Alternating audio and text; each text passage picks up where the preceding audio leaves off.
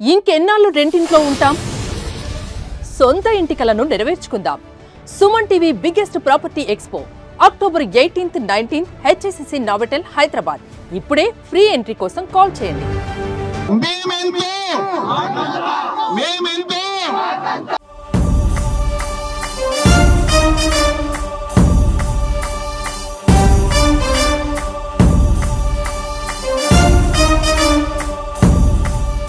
ఇప్పుడు మనం చూస్తున్నాం హన్మకొండ ప్రధాన రహదారి మీద చాలా పెద్ద ఎత్తున బరాబర్ మేమెంతో మాకంతాన్ని సిద్ధంలో పెద్ద ఎత్తున ర్యాలీ నిర్వహిస్తున్నారు. BC Jack chairman Sundarraju Yadav గారు మనతో ఉన్నారు. సార్ బంద్ ఎలా కొనసాగుతుంది?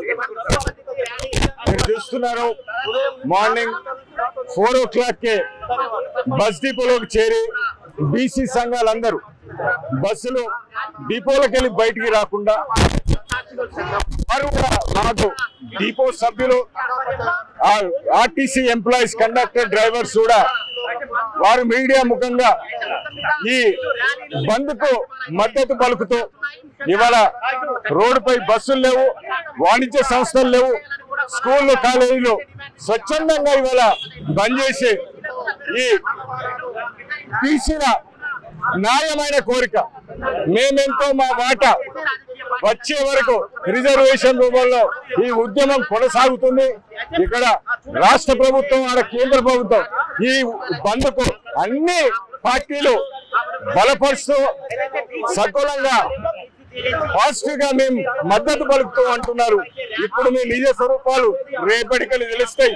నిజంగా మీకు బీసీల పట్ల చిత్తశుద్ధి ఉంటే తక్షణమే కాంగ్రెస్ గవర్నమెంట్, బీజేపీ గవర్నమెంట్ ఇద్దరు కలిసి పార్లమెంట్ లో 9వ షెడ్యూల్లో ఈ బీసీల రిజర్వేషన్ పెట్టి చట్టబద్ధత కల్పించి బీసీలకు రిజర్వేషన్ ఇస్తేనే ఈ ఉద్యమం ఆగుతుంది.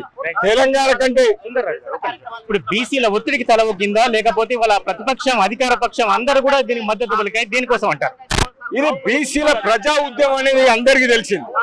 ఇవాళ దాదాపు 70 ఏళ్ళ స్వతంత్రంకి వచ్చిన కాంచెలి మెజార్టీ అయిన బీసీలు రాజ్యాధికారానికి దూరం ఉన్నదని అందరికీ తెలుసు. ఇవాళ మైనార్టీలు గత 78 ఏళ్ళకెళ్ళి అధికారం ఉందని తెలుసు. బీసీలకు అన్యాయం జరిగిందని తెలుసు. ఈ తెలిసిన వాళ్ళు ఇవాళ తిరగబడే రోజు వచ్చింది. ఇవాళ బీసీలో చైతన్యం వచ్చింది. ఇవాళ మీ ఒక్క ర్యాలీ చూస్తేనే తెలిసిపోతుంది. ఇవాళ 2 కోట్ల బీసీలు ఇవాళ తెలంగాణలో ఉన్నారు. వారందరూ ఒకసారి రోడ్డు మీదకి వస్తే రాష్ట్ర పరిస్థితి ఎలా ఉంటుందో ఆలోచించుకొని నిర్ణయం తీసుకోవాల్సిందిగా కోరుతున్నాం. రేపటి కార్యాచరణ ఎలా ఉండబోతుంది? అది ప్రధానమైన అంశం. అందరు ఆలోచించేది, అందరు చర్చించేది అది. ఇవాటి బంద్ని చూసి రాష్ట్ర ప్రభుత్వం, కేంద్ర ప్రభుత్వం వాళ్ళ ఆలోచన విధానాన్ని మారి బిల్లు పెట్టడానికి ముందుకొస్తేనా సరే, లేదా మాకు ఎలా తీసుకోవాలో మా వాటా మేము చూపిస్తాం.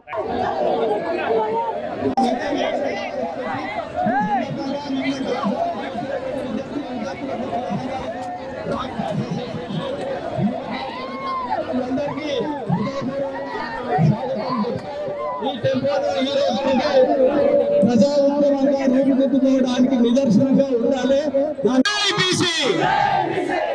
మనం ఎంతమందిమే 65% మనకి ఎంత రిజర్వేషన్ కావాలి? 65%. ఇది ఆరంభం. సుందరన్న నాయకత్వంలో ఇవాళ వరంగల్లో బీసీ ఉద్యమం మొదలైంది. రిజర్వేషన్లు సాధించే వరకు మనం వెనుదిరిగాం. మన హక్కులు